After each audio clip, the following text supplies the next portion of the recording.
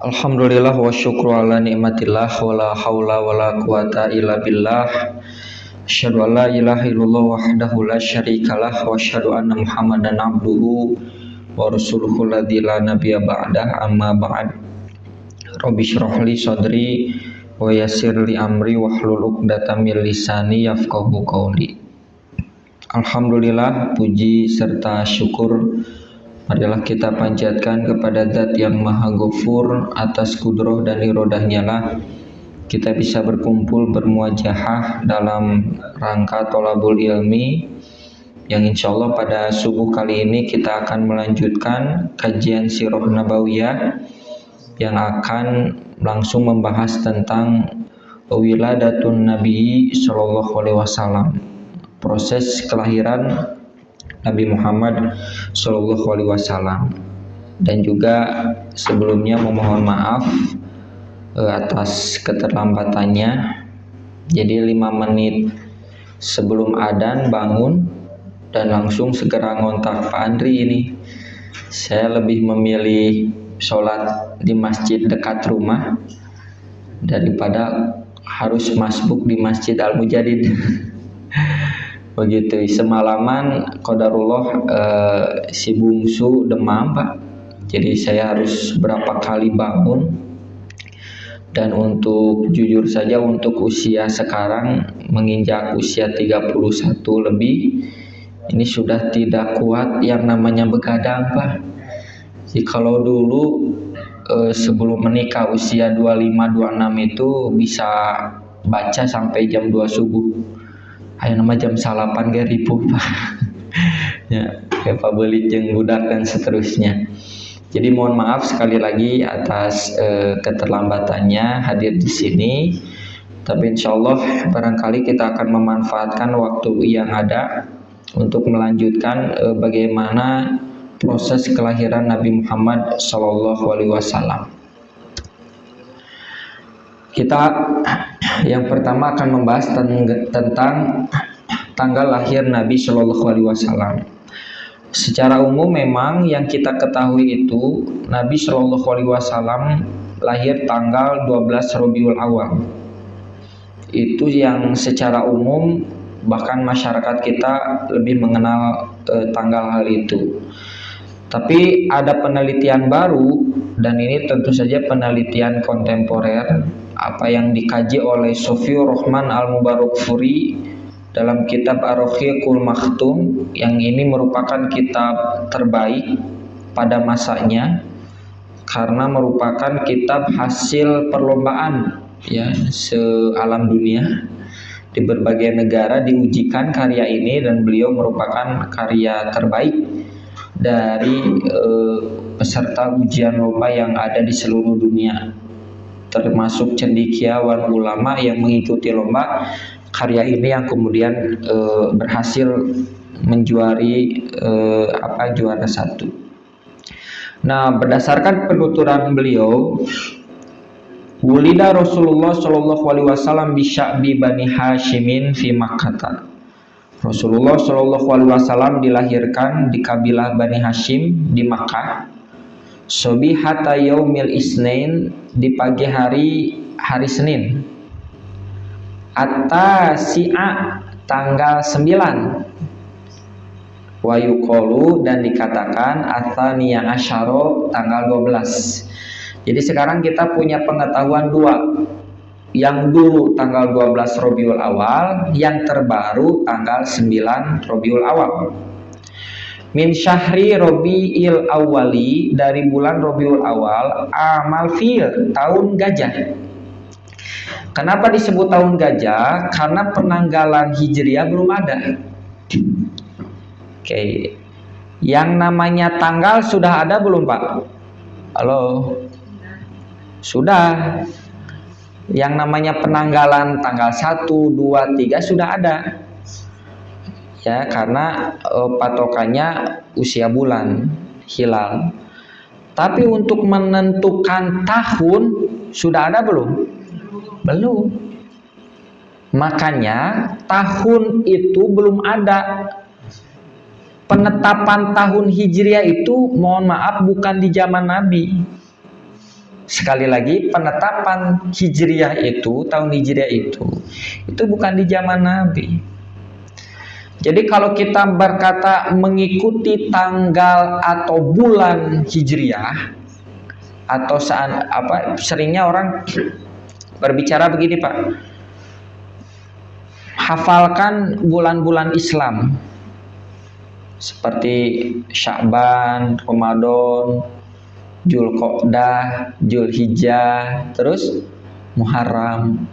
Pertanyaannya, sebelum Islam datang, bulan-bulan itu sudah ada belum? Sudah, Pak. Ada. Makanya ada bulan-bulan yang dilarang perang sebelum datangnya Islam, dan itu sudah disepakati, sudah jadi konsensus. Jadi sudah ada Ramadan sebelum Nabi Muhammad ada, Ramadan sudah ada, termasuk Rabiul Awal sudah ada. Jadi yang namanya bulan itu sudah ada. Bahkan ini sudah dipraktekkan pada zaman jahiliyah. Jadi kalau kita menyebut bulan Islam, bulan ini adalah bulan Islam, maka sebut juga ini juga bulan jahiliyah karena dipakai oleh orang-orang jahiliyah begitu. Jadi sebelum Islam datang, yang namanya bulan-bulan seperti Rabiul Awal, Rabiul Tsani, Dzulqa'dah, Dzulhijjah, Muharram dan seterusnya itu sudah dikenal.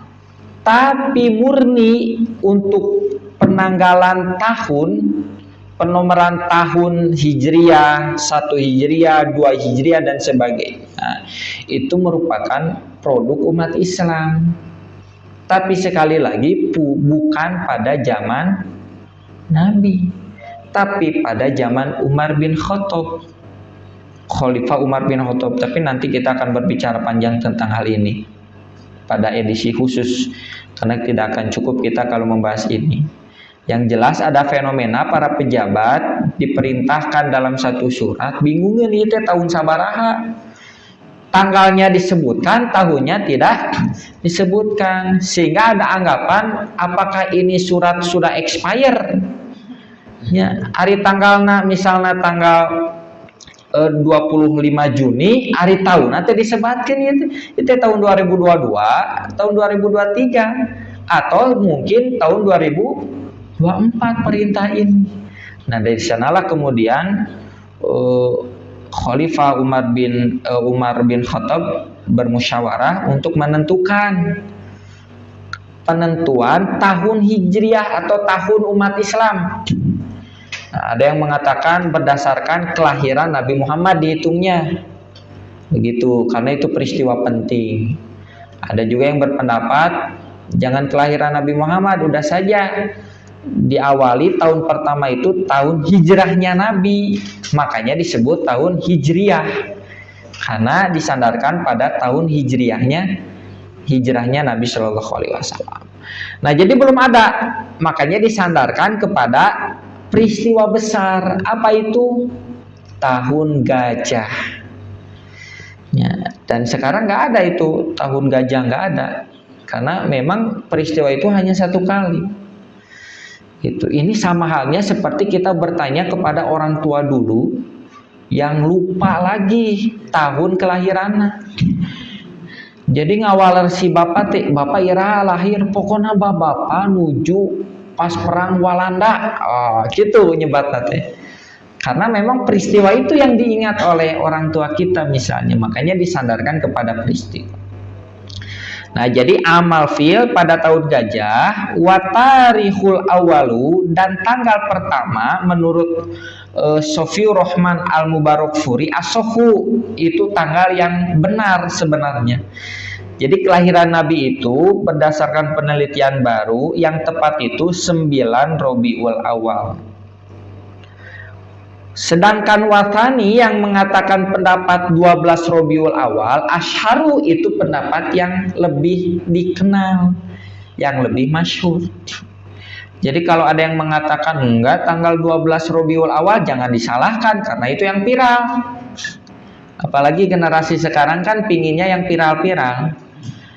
Kalau ada yang menyebutkan enggak 9 Rabiul Awal berarti itu berdasarkan penelitian terbaru yang dihasilkan oleh ulama Sofiur Rahman Al-Mubarakfuri.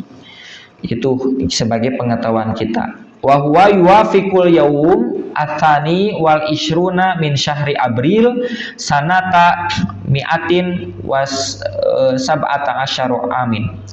Dan itu kalau dikonversikan bertepatan pada tanggal 22 April tahun 571 Masehi, kelahiran Nabi Shallallahu Alaihi Wasallam.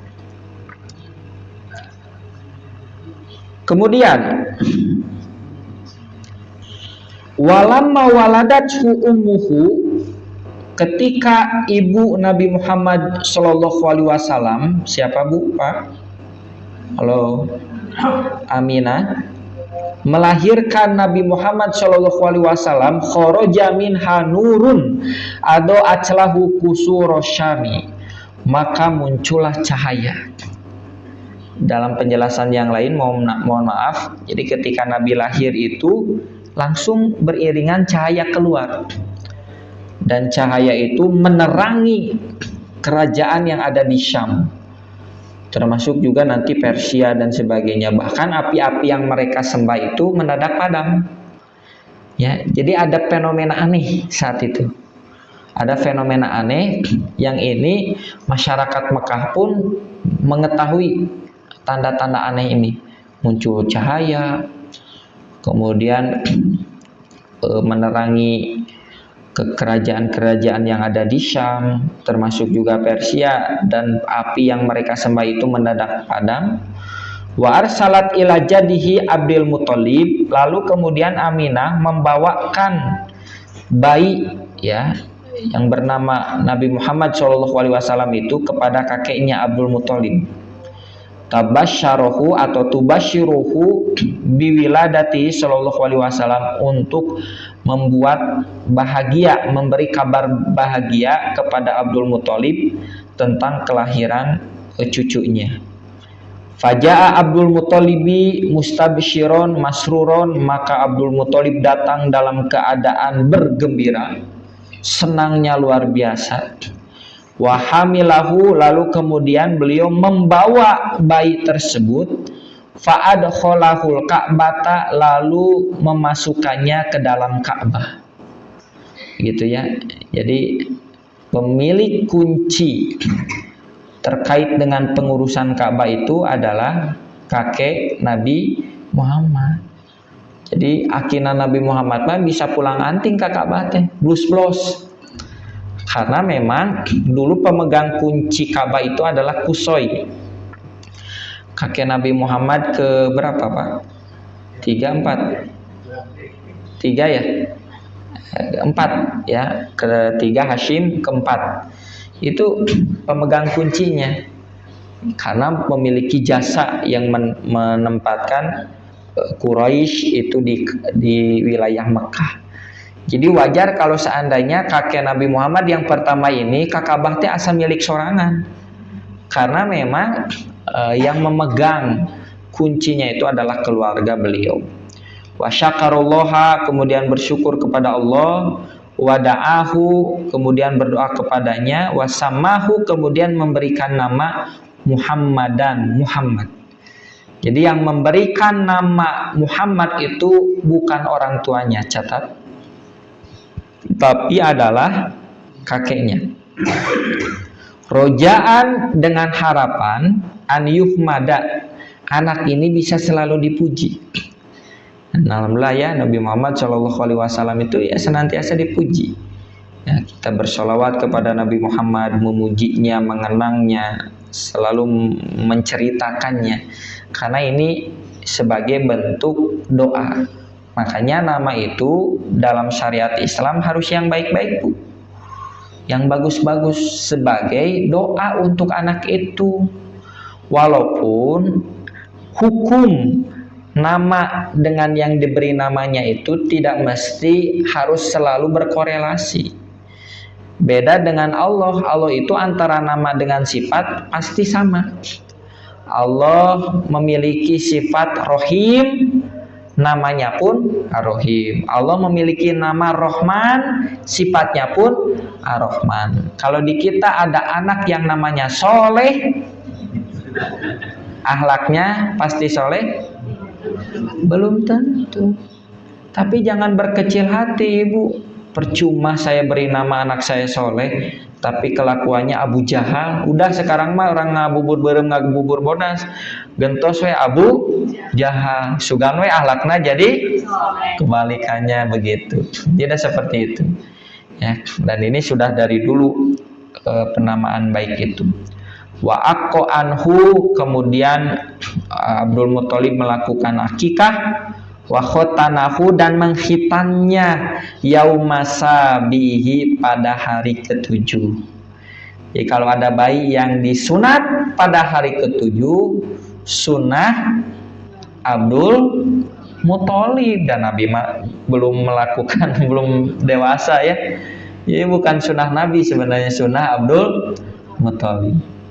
Wa'at aman nasa, kemudian beliau memberi makan orang-orang kama kanal arabu yaf'alun, sebagaimana orang Arab melakukan. Jadi mengundang, mengenai nama tasyakur binikmah mungkin ya. Jadi mengundang, lalu kemudian orang-orang makan. Tentang kelahiran Nabi Shallallahu Alaihi Wasallam. Nah, ini barangkali proses kelahiran Nabi Shallallahu Alaihi Wasallam itu ditandai dengan adanya cahaya. Dan ini peristiwa penting. Kemudian wa amma wiladatuhu, adapun kelahiran beliau sallallahu alaihi wasallam, faqad kanat fi amil fil. Ini terjadi pada tahun gajah. Jadi peristiwa pentingnya, satu ada cahaya, yang kedua adalah tahun gajah. Yang ini masyarakat Mekah pasti tahu. Pasti tahu. Saya bertanya Bapak sama Ibu, semasa hidup Bapak selama ini, ada tidak peristiwa penting dalam kehidupan Bapak yang ini sama untuk masyarakat Indonesia? Dan saya yakin itu pasti akan dikenang. Ya, sama seperti saya. Menurut saya peristiwa penting bagi kehidupan saya yang dialami hari ini atau di dunia itu pandemi, Pak. Jadi seumur-umur tak acan kantos mengalami fenomena yang seperti itu. Jumatan asate Jumatan. Kemudian didamel tepugu. Poe Senin, Selasa, Rabu asa sami sadayana. Daya tanggal hiji, tanggal tengah, tanggal kolot, seolah-olah sama semua itu suasananya. Itu pernah dialami segenting itu, Pak. Dan buat saya itu jadi memori. Begitu. Nah, mungkin anak cucu kita nggak akan tahu. Dan mereka akan tahu itu mungkin dari cerita kita. Justru akan aneh kalau anak cucu kita tiba-tiba tahu peristiwa itu. Apal di mana? Nabi Muhammad SAW itu tanpa diceritakan tentang peristiwa itu. Tidak ada yang memberitahu tentang segentingnya ketika Nabi SAW lahir ada peristiwa tentara bergajah, Amul Fil. Tiba-tiba satu hari Nabi menceritakan itu. Nah, ini kan merupakan bukti bahwa Nabi itu, semua informasi yang datang ke Nabi itu bukan hasil dasar pembelajaran, bukan hasil dasar informasi dari yang lainnya, tapi betul-betul dari Allah Subhanahu wa ta'ala. Apal di mana ieu budak tentang peristiwa Al-Fil, kemudian diceritakan dengan surat Al-Fil. Nah, ini yang kemudian peristiwa besar, dan perlu kita ceritakan peristiwa ini supaya nanti kemudian memahami bahwa kenabian Nabi Shallallahu Alaihi Wasallam itu betul-betul ditandai sebelum Nabi lahir sudah ada ciri-ciri kenabian itu. Ai al-amul ladzi hawala fihi abrohatul asrom gozwa makkata wa hadmal ka'bati, yaitu tahun di mana Raja Abraha al-Ashrom akan memerangi Mekah dan menghancurkan Ka'bah. Faroddahullahu andalika bil ayatil barihah, lalu Allah Subhanahu wa taala menentangnya atau menghadangnya tentang penyerangan Raja Abraha dengan tanda-tanda yang jelas, allati wasofahal Qur'anu, yang telah dijelaskan sebagaimana yang ada dalam Al-Qur'an. Wa kanat alal arjahi yaumal isnain lisnatai asyrota lailatan kholat min syahri Rabiul Awal, dan katanya peristiwa tentara bergajah itu bertepatan pada tanggal 12 Rabiul Awal. Ini berdasarkan analisis Syekh Romdon Al-Buti dalam kitab Fiqhu Sirohnya. Jadi memang berdasarkan sejarah kontemporer yang lain, bertepatan tanggal 12 Rabiul Awal itu yaitu bertepatan tentang adanya peristiwa tadi, penyerangan tentara bergajah. Jadi memang tipis-tipis antara kelahiran, tahun bergajah, itu memang tipis. Nah, maka pada kesempatan kali ini tanda ini yang harus kita bahas juga, karena ini penting berdasarkan proses kelahiran Nabi Muhammad Shallallahu Alaihi Wasallam. Nah ini diabadikan dalam surat Al-Fil, sangat jelas bagaimana Al-Quran menjelaskan hal itu. A'udzubillahi minasyaitonirrajim. Bismillahirrahmanirrahim. Alam taro kaifa fa'ala rabbuka bi ashabil fil. Apakah kamu tidak memperhatikan bagaimana Rabbmu telah melakukan atau bertindak bersikap terhadap tentara bergajah? Alam yaj'al kaidahum fi tadlil. Bukankah dia Allah telah menjadikan tipu daya mereka, ya, yang mereka untuk menghancurkan Ka'bah itu. Wa arsala alaihim toiron ababil, dan Allah telah mengirimkan kepada tentara bergajah itu toiron ababil, burung yang berbondong-bondong. Dalam tafsirnya burung kecil. Tarmihim bihijarotim min sijil, yang melempari mereka dengan batu-batu yang berasal dari tanah yang terbakar. Jadi dari tanah yang terbakar, mereka burung kecil ini membawa batu itu, batu kecil, tidak besar. Dan itu dalam tafsirnya dibawa 3. Jadi setiap burung membawa 3 batu, Bu. 2 oleh kakinya, 1 oleh paruhnya. Gitu. Jadi dilempar begitu. Faja'alahum ka'asfim ma'kul, lalu Allah menjadikan mereka itu seperti daun-daun yang dimakan ular. Jadi sehancur-hancurnya mereka binasa.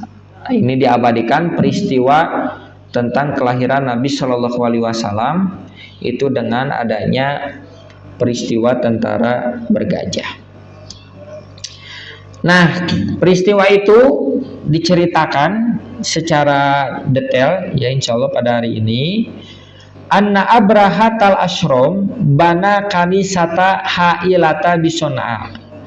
Adalah Abraha al Ashrom namanya lengkap, nama lengkapnya Abraha al Ashrom, itu membangun gereja, ya, hailah gereja, ya, untuk kerajaannya di Son'a Yaman. Rofi atal bina'a aliyatal fina'a muzahrofatal arja. Bangunannya sangat tinggi. Kemudian juga alfina itu halamannya sangat luas. Muzahrofatal arja, dan semuanya sangat mewah. Dari semua sudut sangat mewah. Ya, saya cek di via Google, tidak ada yang memang bisa menggambarkan gereja yang dibuat oleh Abraha. Nah, ini hanya simbol saja, bentuknya begini, tapi sebenarnya lebih tinggi daripada ini, sangat tinggi. Samatha al-Arabu Quraisy, orang Arab memberi namanya, menyebutnya gereja itu atau katedral, ya, dengan nama Quraisy. Bahasa Yunaninya Aklesa. Lirtifaiha, kenapa disebut Quraisy? Karena sangat tinggi bangunannya. Ya tinggi, ya mewah. Li'anna nadiro ilaiha takadu taskutu kulun sutuhu an ro'sihi minirtifai binaiha. Karena orang yang memandangnya seolah-olah bangunan itu akan menimpa kepalanya saking tingginya. Jadi sieun lamun ngagubrak teh. Membayangkan kalau seandainya runtuh, itu takut mengenai kepalanya karena saking tinggi. Wa azama Abrahatu ala an yasrifa hajjal arabi ilaiha, dan Abraha berazam untuk memalingkan jemaah haji Arab jahiliyah ilaiha, kepada gereja itu. Kama yahuju ilal Ka'bati bi Makkah, sebagaimana orang Arab itu kalau haji ke Ka'bah di Makkah. Jadi senalamun dibanding-banding mah bangunan teh mewah keneh Quraisy buatan Abraha daripada Ka'bah yang hanya berbentuk kotak. Jadi tak aya hiasan-hiasan acan. Nah, maka Abraha menginginkan orang-orang itu haji nantong ke Ka'bah gitu. Tapi hajinya ke Quraisy yang ada di Yaman. Nah, ini berazam seperti itu. Seperti beberapa minggu atau bulan ke belakang pan di India saha namina aya nu emut Pak. Di geuleuh sim kuring mah. Tapi da nangtang we nya sok we hayang ngahancurkeun Ka'bah. Karena dikaitkan dengan ini peninggalan dewa ini, termasuk air Zam-Zam juga merupakan air suci dewa ini dan sebagainya, dikaitkan dengan ajaran Hindu dan ingin merebut Ka'bah gitu ya, ingin menghancurkan Ka'bah dan sebagainya lah, merebut kembali gitu.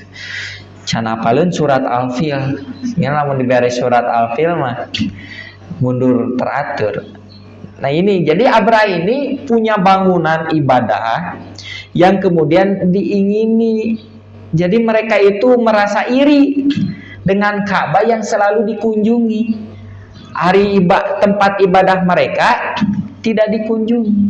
Nah dari sinilah kemudian berawal mereka itu ingin menghancurkan Ka'bah dengan niatan agar Ka'bah ini tidak menjadi pusat peribadahan. Jadi sejak dulu ibu bapak memang Ka'bah ini sudah jadi pusat peribadahan orang-orang Arab atau di luar Arab. Cuman peribadahannya adalah peribadahan yang sudah terkontaminasi oleh kesyirikan. Maka kita sebut dengan hajinya haji jahiliyah. Begitu, yang sudah tidak lagi berdasarkan ajaran-ajaran millata Ibrahim, agama yang diajarkan oleh Nabi Ibrahim alaihissalam. Wa kana yauman fihi hawaan syadidan fahtarokot, maka pada satu hari, di hari pada hawa yang sangat panas, jadi sedang musim-musim panas, fahtarokot, bahkan panasnya itu membakar. Kalau Bapak Ibu masih ingat beberapa hari ke belakang di Bandung ya, termasuk Cimahi itu menuju Usum Halodo, panasnya luar biasa Pak. Saya sampai beberapa kali melihat ke awan, ke atas langit memang tak aya awan. Jadi panas nanti menyengat.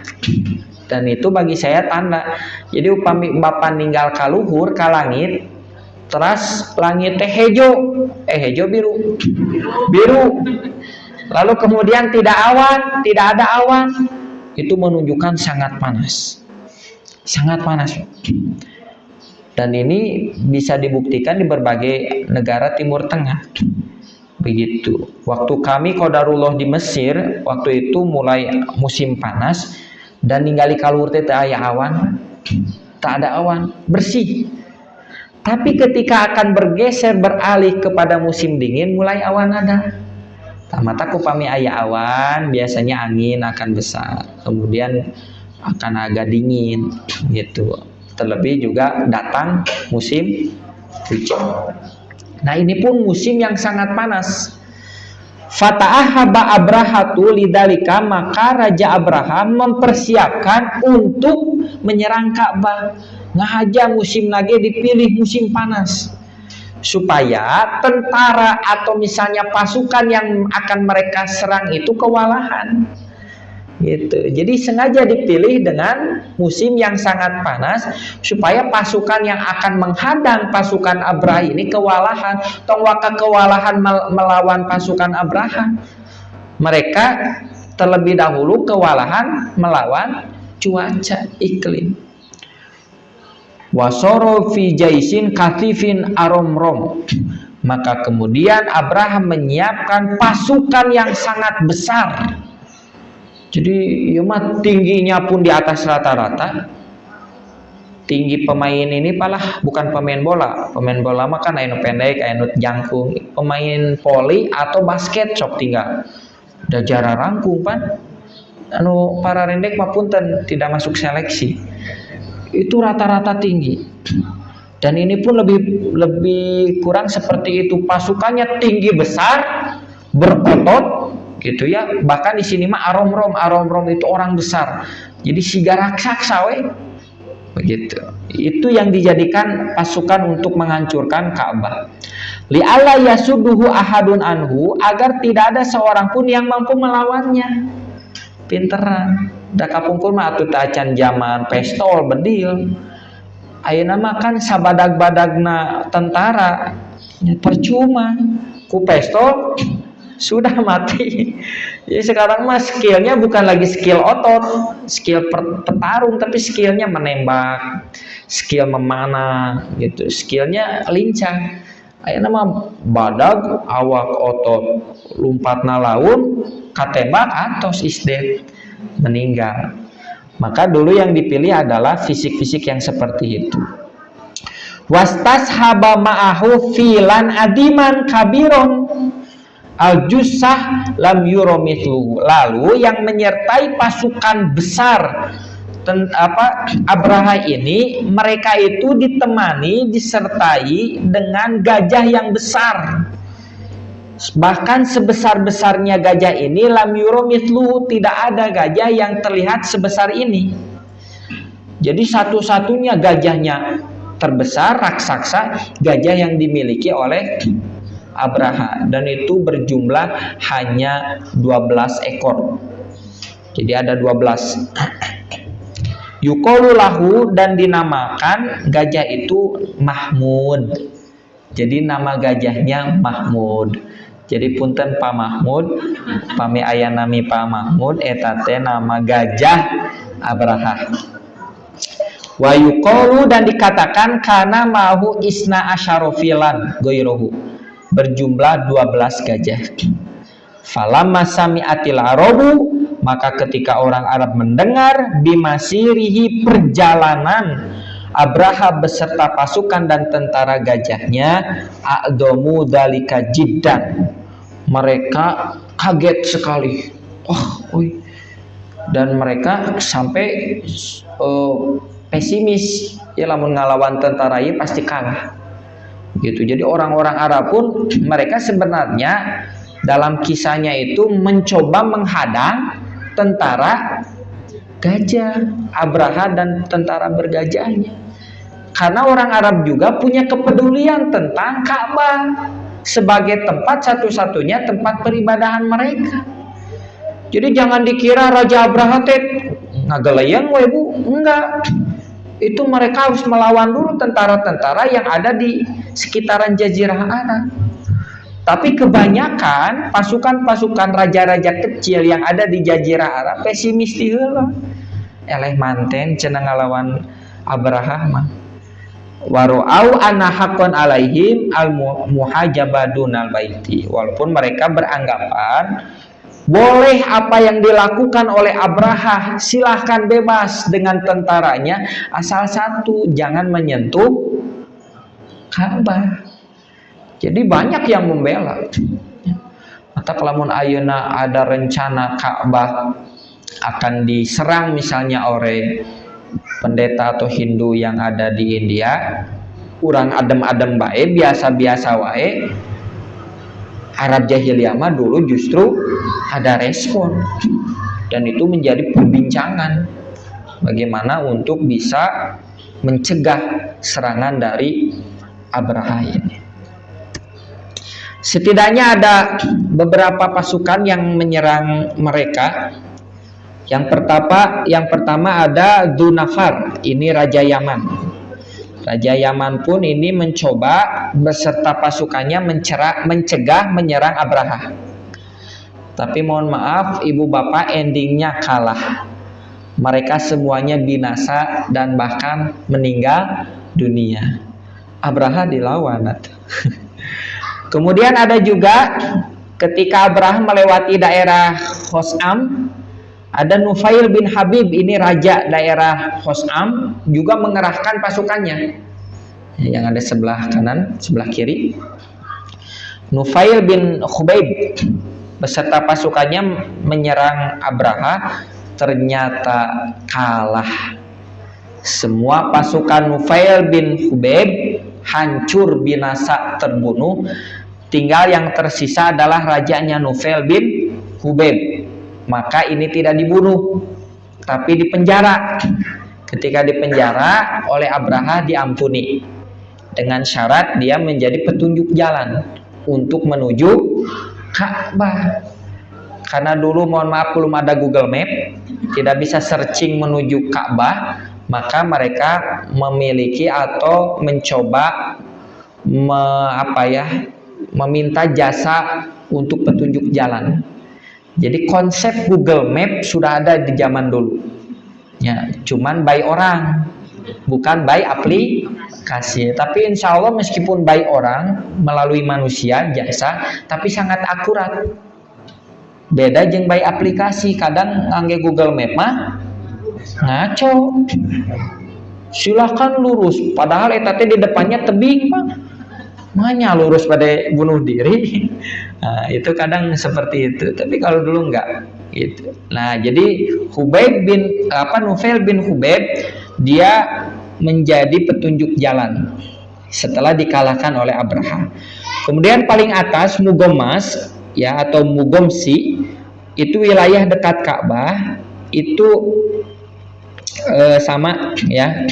Sebelum ke atas ke bawah dulu Sakif ya di daerah Thaif, sama kalau di daerah Thaif itu semuanya hancur, binasa, terbunuh ya, dan semuanya kalah dengan Abraha.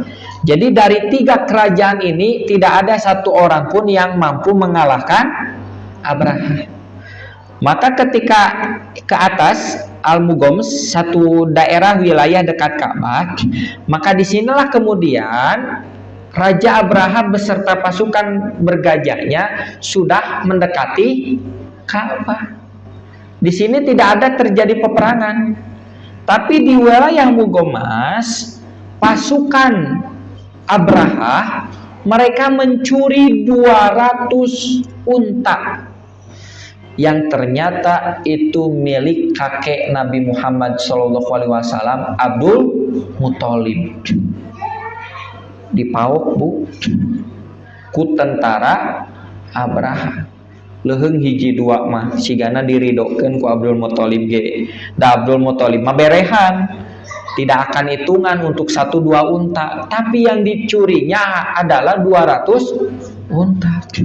So sanu narima tuh, tapi ge bakal ngambek, mual narima. Nah dari sanalah kemudian nanti akan ada percakapan antara Raja Abraha dengan Abdul Muthalib, dan kita akan ambil pelajaran ini, cerdasnya Abdul Muthalib. Dari strategi peperangan, dari strategi mengukur kemiliteran, Abdul Muthalib saya simpulkan cerdas. Mata Nabi nage cerdas. Kumaakina ternyata. Percakapan Abraha dan Abdul Muthalib, wa ba'asa Abraha tuhuna total himyari ila Makkah. Kemudian Abraha mengutus Hunatoh al-Himyari ke Makkah. Wa amarohu an ya'tiyahu bi asyrafi Quraisy, dan memerintahkan kepada delegasinya untuk mendatangi orang penting Quraisy, orang terhormat Quraisy. Wa an yukhbiruhu annal malika lam yaji likitalikum, dan menginformasikan bahwa Raja Abraha tidak datang untuk memerangi kalian, illa antasudduhu anil baiti, kecuali kalian mencegah maksud dari Raja Abraha untuk memerangi atau menghancurkan Ka'bah. Jadi sengaja Abraha mengirimkan Hunato delegasinya untuk menginformasikan kepada penduduk Quraisy bahwa mereka tidak akan memerangi mereka. Ya, jadi Abraha rada bager kieu mah. Berdasarkan hasil evaluasinya tidak ada tentara yang mampu mengalahkannya. Sigana ge bakal pieleheun. Matak geus moal di perangan. Tapi kalau ada yang mencegah, nah, kata Raja Abraha, mohon maaf, akan kami perangi. Faja'a Hunato tu fadula ala Abdul Muthalib bin Hashim, maka Hunato datang dan ditunjukkan diarahkan kepada Abdul Muthalib bin Hashim, wa ballaghahu an Abrahata maqala, dan menyampaikan maksud pesan apa yang dikatakan dari Abraha kepada Abdul Muthalib. Faqala lahu Abdul Muthalib, maka Abdul Muthalib berkata, cerdasnya Abdul Muthalib, wallahi manuridu harbahu, demi Allah kami juga tidak bermaksud untuk memeranginya. Wa malana bidzalika min taqatin, dan tidak ada di antara kami yang mampu, yang kuat untuk melawan Abraha. Berarti Abdul Muthalib sudah mengukur kekuatannya belum? Sudah. Jadi tegegabah untuk emosi nu dikedepankan, pan urang mah emosi heula nu adek nyerang ka masjid teh sok sonajan sorangan, wah mau bedog lawan saya untuk jihad. Nah, Abdul Muthalib enggak gitu. Tapi dengan mengatakan hada baitullahil haram wa baitu khalilihi Ibrahim, ini adalah rumah Allah yang suci dan rumah kekasihnya Ibrahim. Fa in yamnahu minhu fahuwa baituhu wa haramuhu. Jika Allah pemilik rumah ini mencegahnya, itu mah adalah rumah Allah, bukan rumah saya. Wa in yukhalliya bainahu wa bainahu, tapi jika Allah membiarkannya, yaitu mah terserah antara Raja Abraha dengan Allah. Fawallahi ma indana daf'un anhu, demi Allah kami tidak memiliki kemampuan untuk mencegahnya. Jadi seolah-olah gambaran sederhana, Abdul Muthalib itu membiarkan Abraha menyerangnya, begitu ya. Padahal secara kepemilikan kan Abdul Muthalib itu dekat sekali dengan Ka'bah, melanjutkan warisan-warisan kultur kebiasaan kakek-kakek sebelumnya. Tapi ketika Edek diserang, ketika mau dihancurkan Ka'bah, seolah-olah Abdul Muthalib ini kumeok memeh dipacok, can ge berdarah-darah, sudah silahkan hancurkan, seolah-olah begitu kan. Nah, tapi seperti apa kita lihat ya, bahwa Abdul Muthalib ini cerdas. Dengan perkataan ini Abdul Muthalib satu sudah mengukur kekuatan Raja Abraha. Faqala lahu Hunatotu, maka Hunatoh delegasi Abraha berkata kepada Abdul Muthalib, fadhhab ma'iya ilaihi, ikut kami, pergilah bersamaku untuk menemui Abraha. Fadhahaba ma'hu, maka Abdul Muthalib pergi bersamanya. Falamma ra'ahu Abrahatu ajlahu, wa kana Abdul Muthalib rajulan jasiman hasanal mandor. Maka ketika Abraha melihat Abdul Muthalib, dan Abdul Muthalib itu adalah orang yang berotot, jadi sterak ya, six pack bukan one pack, dan juga hasanal mandor, tampan. Jadi gagah bu, berparas, tampan. Sampai-sampai Abraha pun melihat wajah Abdul Muthalib mah terkesima. Sigana lamun aya handphone kapungkur, Abraha ge hoyong foto bareng heula. Saking kasepna Abdul Muthalib. Matak Nabi kasep, dakina ge kasep.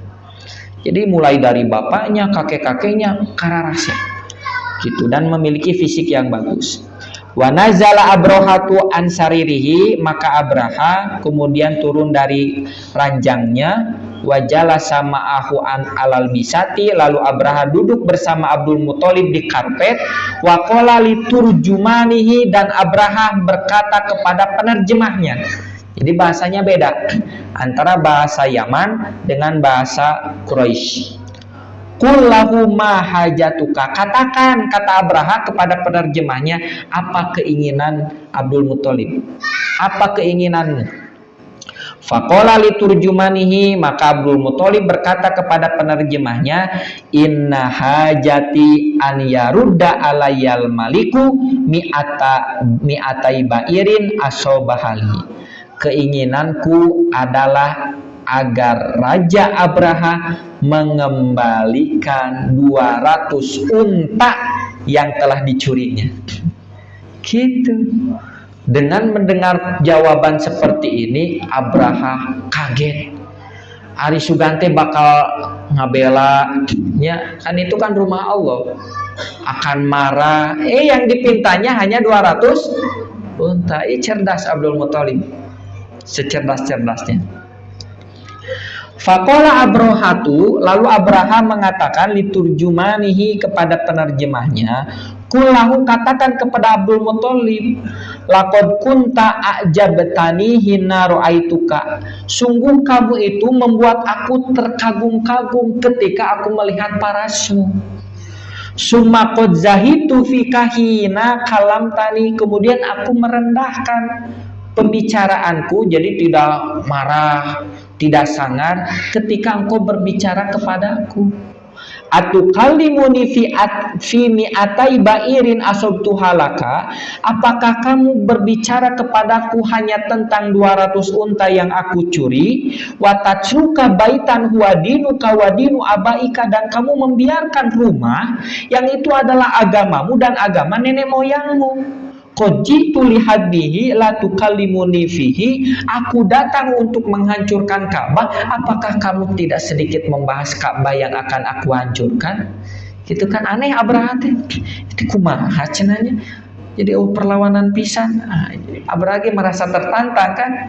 Padahal justru Abdul Muthalib mengukur, kalau seandainya dia melawan Abraha, kerugiannya banyak. 1, untanya akan hilang. 2, bisa jadi Abdul Muthalib beserta keluarganya akan meninggal. 3, bisa jadi Ka'bahnya hancur atau tidak. Yang pasti 1, Abdul Muthalib akan mati. Yang kedua yang pasti itu adalah untanya akan hilang. Masalah Ka'bah kan masih 50-50. Apakah akan hancur atau tidak? Karena Abdul Muthalib pun punya keyakinan ieu mah rumah Allah. Ya, pasti akan dijaga oleh Allah. Taimah masih 50-50, tapi yang jelas mah ini yang akan rugi. Nah, Abdul Muthalib mah ingin menyelamatkan yang sudah pasti berdasarkan hasil strategi atau kekuatan militer yang dimiliki oleh Abdul Muthalib. Mending we nyelamatkeun ieu. Masalah Ka'bah mah da eta mah Allah. Kalau Allah betul-betul menjaganya, tidak akan hancur. Nah gitu ya, cerdasnya Abdul Muthalib. Jadi berbicara perang pun jangan berbicara kawani hungkul, Bu. Harus berbicara tentang matematik strategi. Faqala lahu Abdul Muthalib, nah maka Abdul Muthalib mengatakan, ini bahasa diplomasi. Ini ana Robbul ibili, aku ini adalah Tuhannya unta. Rob di sini artinya bukan Tuhan. Rob itu secara arti adalah pengurus. Makanya Robbil alamin itu adalah yang menguasai, yang mengurus alam semesta, Allah. Sedangkan aku mah Robbul ibili, pengurus unta. Wa inna lil baiti robban sayamna'uhu, sedangkan Ka'bah itu memiliki Tuhan, memiliki pemiliknya, dan pemiliknya adalah Rob yang akan mencegahnya. Qala, maka Abraham mengatakan, maka naliyam tani amini, tidak akan ada yang mencegahku. Qala, kata Abdul Muthalib, anta wadaka, eta mah urusan anjeun nya, tong curhat ka abi.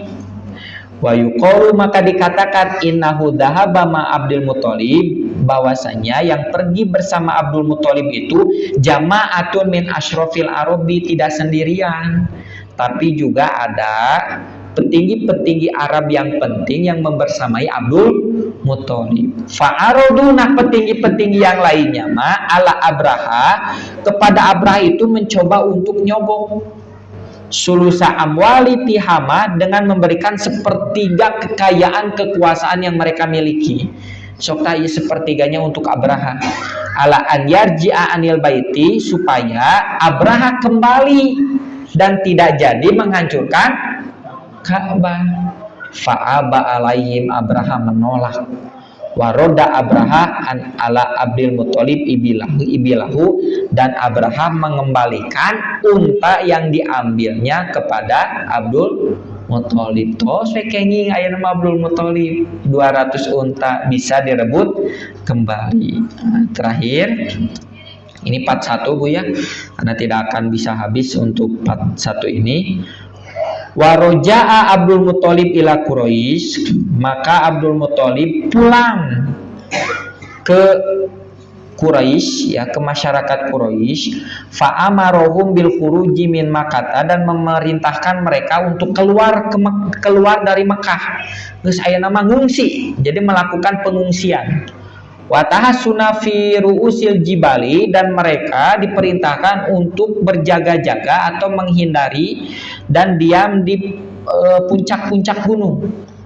Jadi Abdul Muthalib memerintahkan kepada penduduk Quraisy, geus aya nama urang ka gunung, untuk menyelamatkan diri. Tahawufan alaihim min ma'arratil jaisi, karena takut menimpa mereka dari peperangan pasukan Abraha. Summa qoma Abdul Muthalib, lalu kemudian Abdul Muthalib berdiri. Fa'akhoda bihalqati babil Ka'bah, lalu memegang pintu Ka'bah. Wa qoma ma'ahu nafarun min Quraisy, lalu kemudian orang-orang Quraisy juga berdiri bersama Abdul Muthalib. Yad'un Allah, lalu mereka berdoa kepada Allah. Wa yastansiruna ala Abraha wa jundihi, dan mereka meminta pertolongan terhadap pasukan Abraha dan tentaranya. Faqala Abdul Muthalib, dan Abdul Muthalib berkata, wa huwa akhidun bihalqati babil Ka'bah. Jadi Abdul Muthalib memimpin doa agar Ka'bah ini tidak dihancurkan. Inilah ibu bapak kecerdikan Abdul Muthalib. Satu, Abdul Muthalib bukan artinya abai terhadap apa yang akan dilakukan oleh Abraha. Dua, bukan artinya Abdul Muthalib itu tidak peduli terhadap Ka'bah. Tapi berdasarkan kekuatan militer, Abdul Muthalib beserta pasukannya atau beserta kaumnya tidak akan mampu melawannya. Jadi lebih memilih selamatkan dulu harta kekayaannya, atau nyandak 200 ontak, lalu kemudian menyelamatkan kaum Quraisy agar diam di pusat-pusat atau di puncak-puncak pegunungan. Dua kemungkinan, ya, kalau Ka'bah ini diselamatkan oleh Allah Subhanahu wa taala, alhamdulillah, ya, mereka bisa kembali dengan aman. Kalau ditakdirkan hancur, dan yang hancurnya kan bukan Ka'bah saja, bisa jadi rumah-rumah mereka pun ikut dihancurkan. Nah, maka Abdul Muthalib masih punya bekal 200 unta, orang pindah we ka Cimahi, perang calik di Cimahi. Inilah cerdasnya Abdul Muthalib terhadap strategi peperangan, sehingga Abdul Muthalib memikirkan itu semua dalam jangka panjang. Dan alhamdulillah ternyata Allah menakdirkan Ka'bah ini betul-betul diselamatkan oleh Allah Subhanahu wa ta'ala. Dengan ada peristiwa burung ababil dan gajah ini dihancurkan sehancur-hancurnya, dan ibu bapak itu menjadi peristiwa yang menakjubkan untuk kakek Nabi Muhammad, bahkan untuk masyarakat Quraisy. Di kemudian hari Rasulullah SAW menceritakan peristiwa ini, yang mungkin tidak penduduk Quraisy dulu melupakan peristiwa ini, Bu. Nggak mungkin. Gak mungkin mereka melupakan peristiwa ini. Sedang genting-gentingnya mereka sudah ke puncak-puncak gunung, ternyata Ka'bah diselamatkan dengan ada burung ababil, burung yang berbondong-bondong, lalu pasukan Abraha hancur sehancur-hancurnya. Pasukan yang sangat kuat hanya bisa dihancurkan oleh burung yang kecil, manuk piit. Harus menghancurkan gajah yang sangat besar. Itu barangkali Ibu Bapak ya untuk sesi pertama. Ini masih banyak ya. Jadi saya buat slide ini sudah lebih kurang 15. Jadi untuk kelahiran Nabi Shallallahu Alaihi Wasallam sampai menyusui sepertinya membutuhkan 25 slide atau bahkan lebih, sehingga saya potong-potong saja slide-nya dan tidak dulu dilanjutkan berhubung dengan waktu yang terbatas. Itu saja barangkali yang bisa saya sampaikan. Ditutup dengan doa. Qul qouli hadza wa astaghfirullah li wa lakum. Wassalamualaikum warahmatullahi wabarakatuh.